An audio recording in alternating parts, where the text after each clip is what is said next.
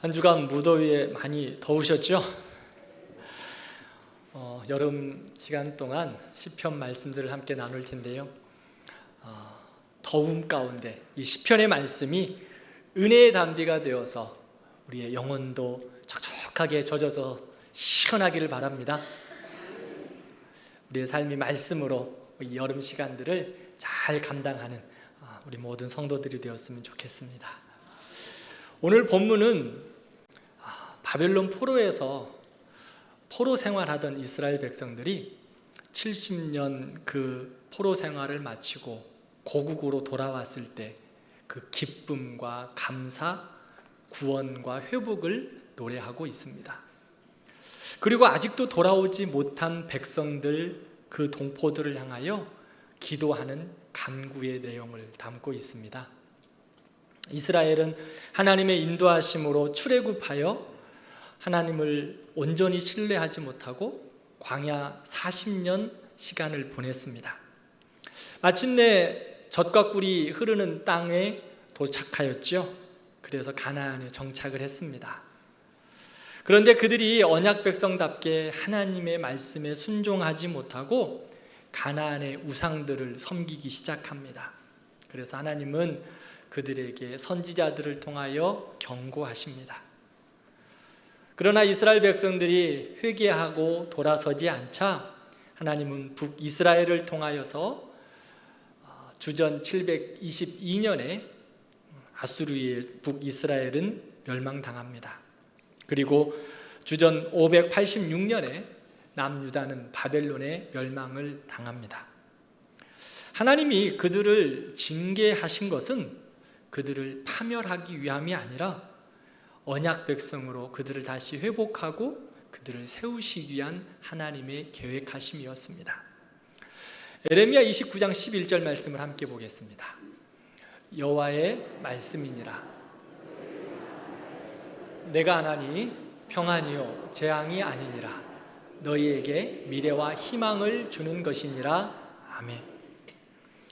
에레미야 선지자뿐 아니라 많은 선지자들은 이스라엘이 바벨론 포로에서 돌아올 것이라고 예언합니다. 왜냐하면 이스라엘에게 허락하신 고난은 재앙이 아니라 그들을 회복하시기 위한 하나님의 방법이었습니다. 그런데 그들은 하나님의 약속을 받았음에도 불구하고 그 약속이 시현되리라고 어느 누구도 생각하지 못합니다. 포로로 있던 이스라엘 백성들이 강대국 바벨론의 압제에서 벗어난다는 것은 불가능해 보였습니다. 그런데 이스라엘은 하나님의 약속하신 대로 70년간의 바벨론 포로 생활을 청산하고 다시 고향으로 돌아옵니다. 이스라엘에게 전혀 예상하지 못한 일이 일어난 것입니다. 우리에게 예상치 못한 기쁨과 감사의 일들이 생길 때 우리는 뭐라고 말합니까? 꿈과 같다. 꿈 같은 일이 이루어졌다라고 말하지요. 꿈인지 생시인지 한번 꼬집어 봐라. 지금 이스라엘에게 이런 일이 일어났어요. 꿈 같은 일이 일어났다고 성경은 말합니다. 요즘 애들 말로 하면 대박 사건입니다. 그 결과 어떻게 되었어요? 말할 수 없는 기쁨이 이스라엘 가운데 충만합니다. 그냥 생각만 해도 웃음이 흘러넘치는 거예요. 얼굴에 미소가 끊이지 않습니다. 그런데 어떻게 이런 일이 일어날 수 있었을까요? 2절 말씀을 보면 여호와께서 그들을 위하여 큰 일을 행하셨다라고 말씀합니다. 그들을 위한 큰 일이 무엇일까요? 하나님께서 이스라엘 백성들에게 큰 일을 행하셨는데 큰 일이 무엇인가? 서두에서 말씀드렸듯이 이스라엘 백성들이 바벨론 포로에서 돌아온 것을 말합니다. 정확하게 이야기하면 바벨론이 페르시아라고 하는 바사에게 멸망당했습니다. 그래서 바사왕 고레스가 이스라엘 백성들을 해방시켜 주었습니다. 이스라엘 백성들에게 자유를 주고 고국으로 돌아가라고 명령합니다. 이스라엘이 자유를 얻을 만한 특별한 이유가 있었을까요? 아닙니다. 그냥 그들의 삶을 살아가고 있는데, 포로의 삶을 살고 있는데, 갑자기 바사왕 고레스가 이스라엘은 돌아가라, 자유를 허락한다 라고 명령한 겁니다. 그런데 이것이 정말 우연이었을까요? 역대하 36장 22절 말씀을 함께 읽겠습니다. 바사의 고레스 왕 원년에 여호와께서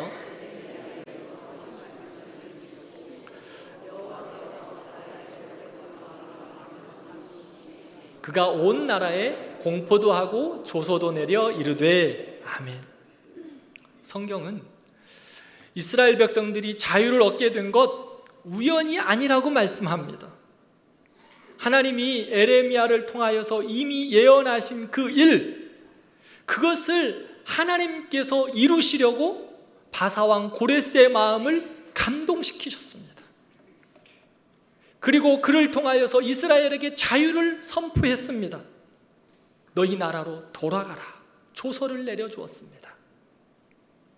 사랑하는 성도 여러분, 우리가 하나님의 말씀에 붙들려야 하는 이유가 바로 여기에 있습니다.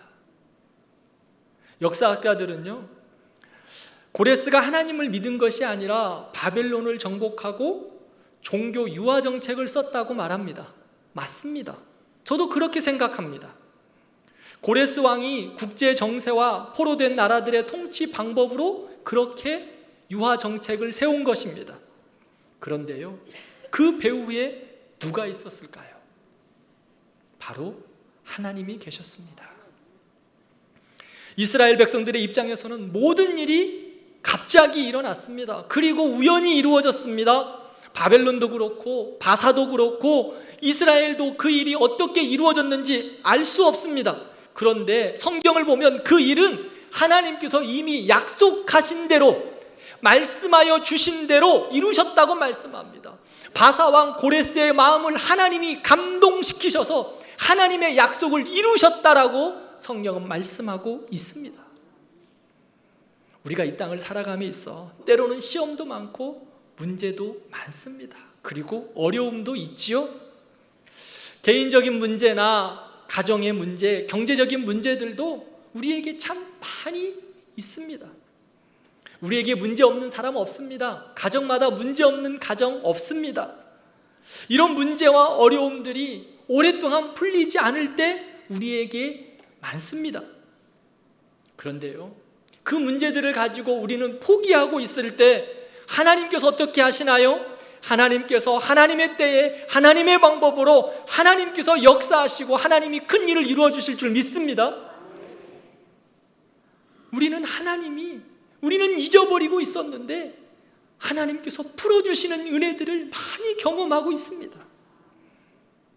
인생의 중요한 문제나 어려움들이 우리에게 닥쳐올 때 우리 능력으로, 우리 힘으로 해결해 보실 수 있으십니까? 해결이 되던가요? 사업을 하시는 분들 계시는데요, 어떠셨습니까? 어떤 일들을 닥쳤을 때, 어떤 사람을 만나서 대접했을 때, 접대해서 그 어려움들이 풀리시던가요? 그 어려움들이 풀린다고 생각할 수 없습니다. 하나님의 사람들에게 있어서는 접대해서 풀리지 않습니다. 때로는 내가 생각하지도 못하고 계획하지도 않았는데 나도 모르는 사이에 자연스럽게 일이 풀려지는 겁니다. 어려움들이 해결되는 것입니다. 그러면 그 어려움들에, 그 문제들에 누가 손을 대고 계실까요? 그 일들을 누가 이루어가고 계실까요? 하나님께서, 하나님이 사랑하는 자녀들을 통하여 하나님의 뜻을 이루시고, 때로는 인생을 묶어두기도 하시고, 때로는 하나님께서 풀어주기도 하십니다. 하나님께서 우리를 향한 큰 계획을 가지시고 우리를 위하여 묶으시고 우리를 위하여 풀어주시는 하나님이십니다. 이스라엘 백성들은 바벨론에서 독립운동하지 않은 것 같아요. 지하 조직을 만들어서 독립투쟁하지 않았습니다. 그런데요, 하나님의 백성들, 언약 가운데 있는 하나님의 백성들이었기에 그들을 향하여 하나님이 일하셨습니다. 사랑하는 성도 여러분, 하나님이 여시면 닫을 자가 없습니다. 하나님이 닫으시면 열 자가 아무도 없습니다. 우리의 힘과 노력과 수고로 해결되는 것이 아니라 하나님이 함께 해 주셔야, 하나님이 손을 대셔야, 하나님이 뜻하셔야 우리의 문제와 어려움들과 우리 아픔들도 해결됩니다. 그래야 완전한 해결이 있습니다. 나의 노력과 수고 필요하죠. 그러나 그것만이 전부가 아니라는 것입니다. 나의 수고와 노력 그 너머에서 역사하시는 그 하나님, 나의 능력과 나의 힘 너머에서 우리를 붙잡고 계시는 하나님의 손이 일하실 때 하나님의 기적이 우리의 기적이 될 것입니다. 꿈에도 상상할 수 없는 일들이 우리의 현실로 우리에게 다가올 것입니다.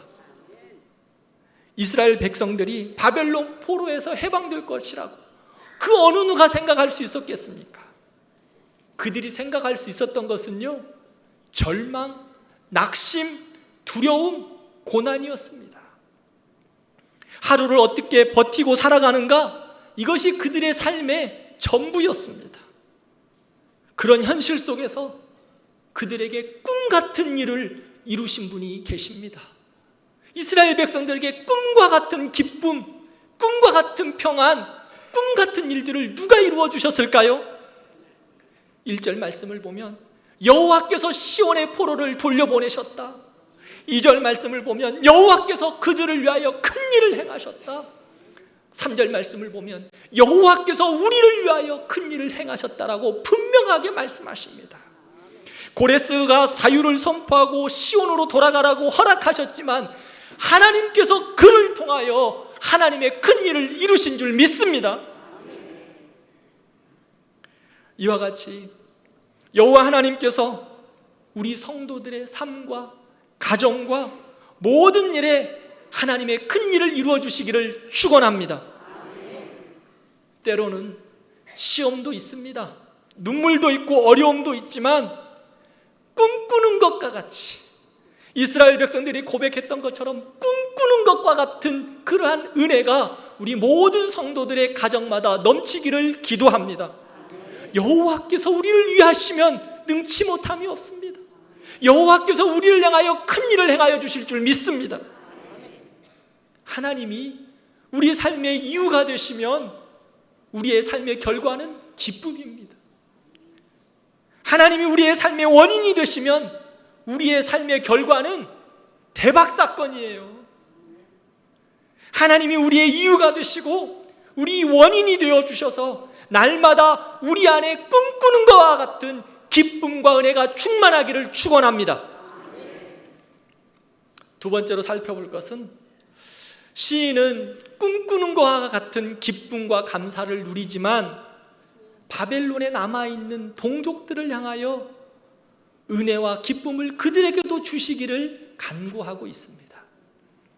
4절 말씀을 보면 여호와여 우리의 포로를 남방 시내들같이 돌려보내소서라고 말씀합니다.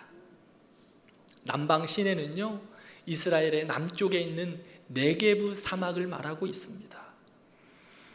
이 네게부 사막에 있는 시내들 건기에는 바짝 말라 있어요. 어떤 생물도 살기 어려운 황무지와 같습니다. 그런데 겨울 우기가 되면 비가 내려요. 그 비가 내리면 메마른 광야가 황무지에 아름다운 꽃이 피는 것처럼 풍성해집니다.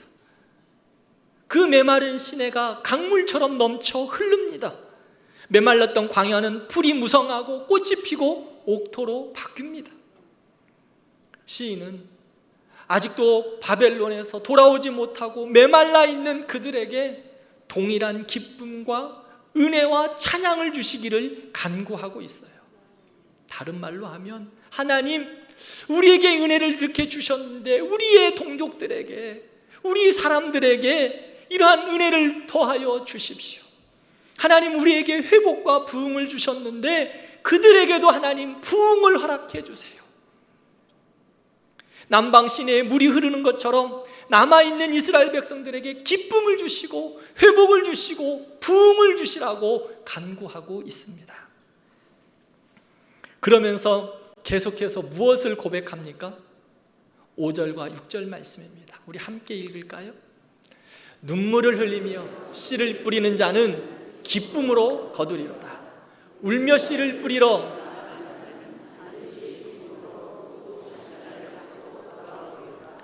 아멘. 남아있는 자들을 향하여, 고난받는 자들을 향하여 눈물을 흘리며 씨를 뿌리겠다고, 눈물을 흘리며 씨를 뿌리겠다고 고백합니다. 남은 자의 회복을 위하여, 남은 자의 부흥을 위하여, 어려운 자들의 회복을 위하여, 그들의 자유와 기쁨을 위하여 눈물을 흘리며 씨를 뿌리겠다고 시인은 고백합니다. 사랑하는 성도 여러분, 우리 성도들의 가정과 그리고 우리 교회와 이 나라와 민족 가운데 부흥의 은혜가 있기를 기도합니다. 남방 시내와 같이 메마른 사막에 강을 만들어 주시는 하나님의 은혜가 우리 성도들의 삶과 가정과 자녀들과 우리 교회에 있기를 기도합니다. 그렇다면 우리가 어떻게 해야 할까요? 하나님의 기쁨과 은혜의 충만함을 간구한다면 우리는 어떻게 해야 할까요? 누군가 눈물의 씨앗을 뿌려야 합니다. 누군가 눈물로 씨앗을 뿌려야 해요. 눈물을 흘리며 씨를 뿌린다는 것이 무엇을 의미할까요? 성경에서 눈물을 흘린다는 것은 기도를 의미합니다. 씨를 뿌린다는 것은요, 감당해야 할 수고를 감당하는 거예요. 우리가 남방 시내의 강이 흐르는 환상을 보면서 눈물로 씨앗을 뿌리는 거예요. 남이 아니라 우리가 눈물로 씨앗을 뿌릴 때 하나님께서 큰 일을 이루어 주실 줄 믿습니다. 우리 교회는 5가지 비전을 가지고 하나님의 꿈을 이루어 가고 있습니다. 살아있는 예배 공동체, 다음 세대를 준비하며 가르치는 비전 공동체, 하나님의 사람으로 세워가는 양육 공동체, 세상을 섬기는 섬김 공동체, 세계 선교를 마무리하는 증인 공동체가 되어 일어나 빛을 발하는 교회가 바로 우리 대광교회입니다. 하나님의 마음이 담긴 이 5가지 비전이 구호로만 외친다고 이루어질까요? 누군가 눈물을 흘리고 씨를 뿌리며 하나님의 꿈을 이루어가기 위하여 함께 달려가야 되지 않겠습니까? 살아있는 예배 공동체를 위하여 수많은 봉사자들이 예배를 위하여 주님의 손과 발이 되어 수고합니다. 예배를 섬깁니다. 오늘 예배에 은혜를 주시라고 한 명의 성도라도 성전 뜰만 받고 돌아가는 어리석은 자들 없게 해달라고 지금도 누군가 예배를 위하여 기도하고 있습니다. 다음 세대들을 준비하며 가르치는 비전 공동체를 위해 한 주간 아이들을 가슴에 품고 눈물로 기도하며 전도하고 전화로 신방하고 주일 이른 아침부터 그들을 위해 준비하고 수고하는 교사들이 있습니다. 여름 성경학교와 수련회를 위해 여름 휴가를 반납하고 섬기는 그 누군가가 있습니다. 눈물로 씨를 뿌리는 교사들이 있어요. 그것을 통하여 다음 세대들이 세워져 가는 겁니다.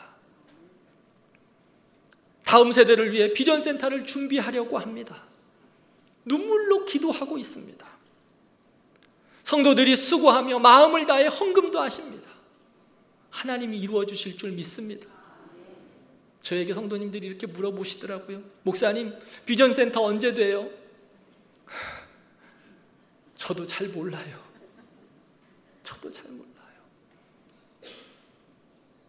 그런데 분명한 거 한 가지 있어요. 하나님 앞에 눈물로 씨를 뿌리면 기쁨으로 단을 거두게 하실 것이다. 오늘 강단에 해바라기 있어요. 이 해바라기는 무엇을 바라봅니까? 오늘 해바라기는 우리 성도들을 바라보시네요. 우리 성도들이 해와 같이 빛나시는 것 같아요. 해바라기는 해를 바라보죠. 저는 비전센터를 바라보면서 생각하면서 오직 주님만 바라보고 있어요. 아무것도 보이는 게 없어요. 잡히는 것도 없어요. 물건도 없어요. 돈도 없어요. 그런데 주님 바라보고 있어요. 눈물로 씨앗을 뿌리고 있어요. 저뿐만일까요? 우리 성도들이 눈물로 기도하며 씨앗을 뿌리고 있어요. 하나님이 이루어 주실 줄 믿습니다. 우리 교회가 말씀으로 건강하게 세워져 가도록 훈련하고 양육하는 공동체예요. 이 양육 공동체를 시작하기 위해서 돕는 이들이 있어요. 오늘 우리 교회 성도들이 오셔서 눈물로 씨앗을 뿌리고 있습니다. 8명의 성도들이 오셔서 매 주마다 우리 성도들을 함께 말씀으로 양육하고 있어요. 그들의 시간, 물질, 헌신, 그들의 모든 것을 다 들여서 수고합니다. 우리 교회에서 그들에게 차비 주지 않아요. 아무것도 드리지 않습니다. 그런데 그들이 왜 와서 이렇게 수고할까요? 하나님께 받은 바 은혜와 사랑이 너무나 감사해서 그들도 하나님의 교회를 다시 세우기 위해서 눈물로 씨앗을 뿌리고 있어요. 하나님의 사랑으로 세상을 섬기는 섬김 공동체, 그 사명을 우리 교회가 감당해 가고 있어요. 매주 경로대학으로 우리 교회가 세상을 섬기고 또 어려운 자들을 섬기고 주민센터에서 요구하는 여러 가지 사역들을 우리가 잘 섬기고 있어요. 특별히 경로대학 얼마나 수고하는지 몰라요. 여전도회가 돌아가면서 식사를 감당합니다. 우리 교회가 제공하는 밥이 제일 맛있대요. 왜 그럴까요? 고기 반찬도 준비해요. 그러나 그 고기 반찬과 함께 성도들이, 여전도회 회원들이 눈물로 씨를 뿌리는 마음으로 봉사하고 헌신하고 수고해요. 그러기에 그 밥이 맛이 없을 수가 없어요. 가장 맛있어요. 세계 선교를 마무리하는 증인 공동체로 쓰임 받기를 위하여 우리 교회가 선교사들과 국내에 있는 미자립 교회들을 섬기고 있습니다. 올해에는 다시 단기 선교를 시작하는데 온 성도들이 선교 바자회를 통해 눈물로 씨앗을 뿌렸어요. 마음으로, 정성으로, 물질로, 눈물로 씨앗을 뿌릴 때 하나님이 풍성하게 부어주셨어요. 우리 교회는요, 통일 선교 헌금을 드립니다. 2012년부터 통일 선교 헌금을 드렸어요.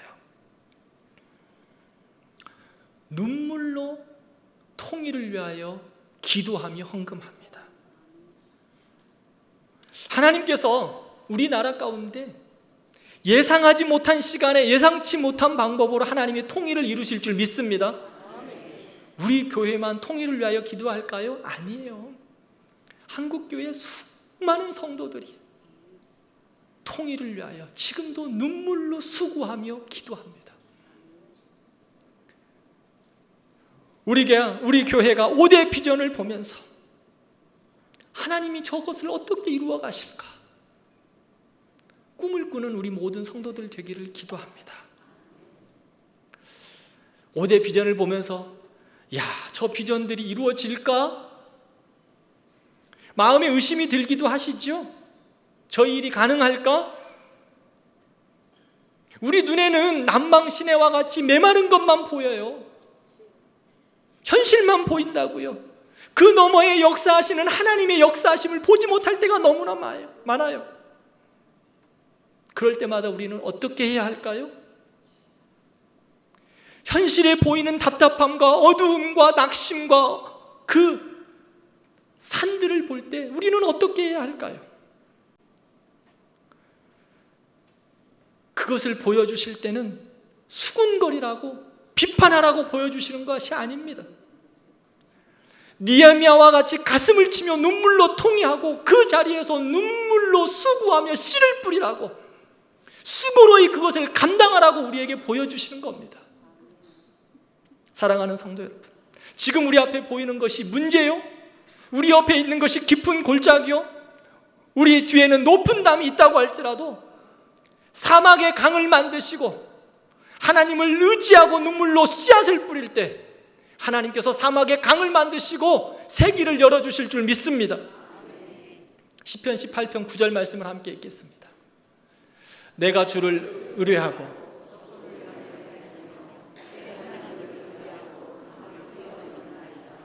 아멘. 하나님을 의지하고 울며 씨를 뿌리는 자들,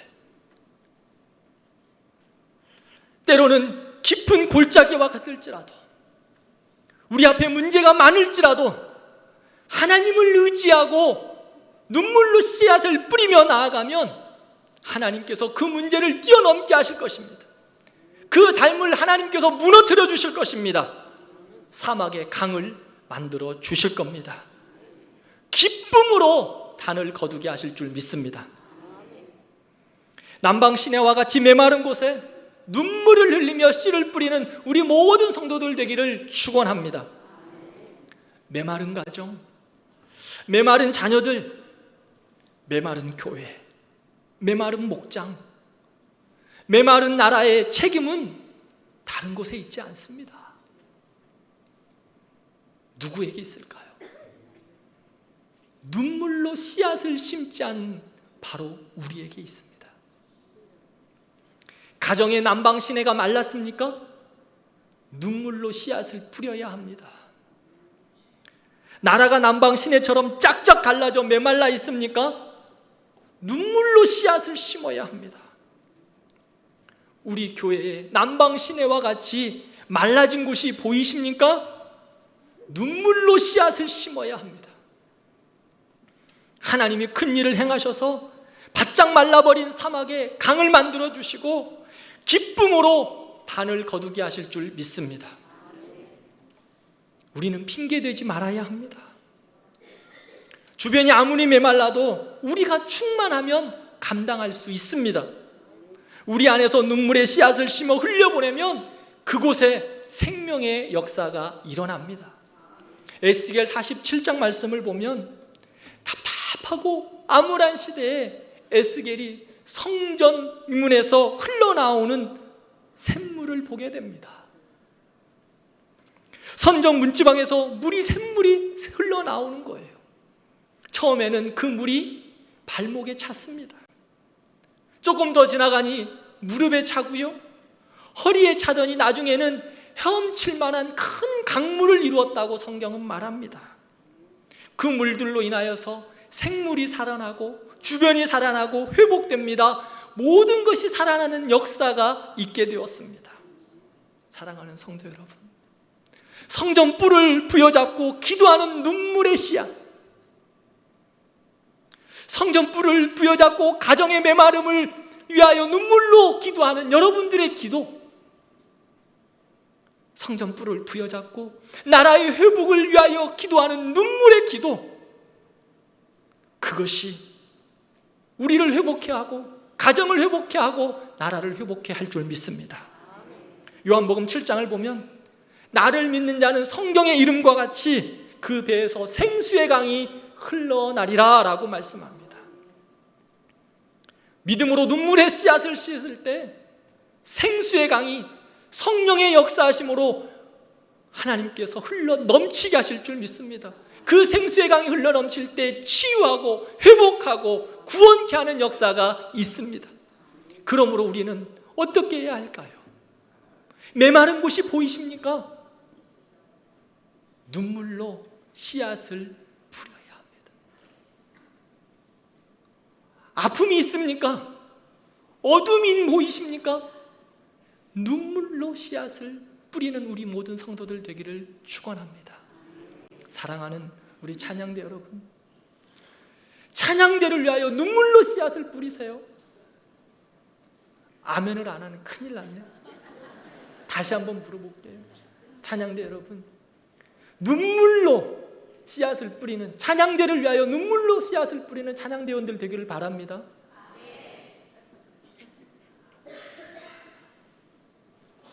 우리 목자 여러분, 목장을 위하여 눈물로 씨앗을 뿌리세요. 메말라 보이십니까? 변화는 우리가 하는 게 아니라 우리는 눈물로 씨앗을 뿌려 기도할 때 하나님께서 역사하십니다. 6절 말씀을 우리 함께 읽겠습니다. 울며 씨를 뿌리러 나가는 자는 반드시 기쁨으로 그 곡식단을 가지고 돌아오리라. 아멘. 말씀을 읽겠습니다. 이스라엘은 바벨론 강가에서 시온을 향하여 눈물을 흘렸습니다. 하나님은 그들의 눈물을 보시고 하나님의 큰 일을 이루셨습니다. 메마른 사막에 강을 내셨듯이 이스라엘의 구원과 회복을 이루어 주셨습니다. 그 일을 위하여 누군가 울며 씨를 뿌렸습니다. 우리는 하나님의 자녀로 크신 은혜와 사랑을 받았습니다. 돌아보면 모든 것이 다 하나님의 은혜였습니다. 그렇다면 하나님의 은혜와 사랑을 받은 나에게 그것으로만 머물러 있지 말고 황무지에 장미꽃이 필 것 같은 그 하나님의 꿈을 바라보며 우리도 눈물로 씨앗을 뿌려야 합니다. 시편 56편 8절에 보면 나의 눈물을 주의 병에 담으소서라고 기도합니다. 사랑하는 성도 여러분, 나의 눈물, 우리의 눈물, 우리 교회를 향하여 쏟는 우리의 눈물, 우리 가정을 향하여 쏟는 우리의 눈물, 자녀들을 향하여 쏟는 우리의 눈물, 주의 병에 담으십니다. 그리고 하나님께서 그 눈물의 기도를 통하여 역사하실 줄 믿습니다. 눈물의 씨앗을 뿌릴 때 주께서 우리의 눈물을 주의 병에 담으시고 하나님의 역사하심 가운데 우리의 눈물을 쏟아부어 주셔서 하나님의 큰 일을 이루어 주실 줄 믿습니다. 사랑하는 성도 여러분, 울며 씨를 뿌리는 자 기쁨으로 단을 거둡니다. 하나님은 실수하지 않으십니다. 하나님은 실언하지 않으십니다. 눈물로 씨앗을 뿌리는 자 기쁨으로 단을 거둘 것입니다.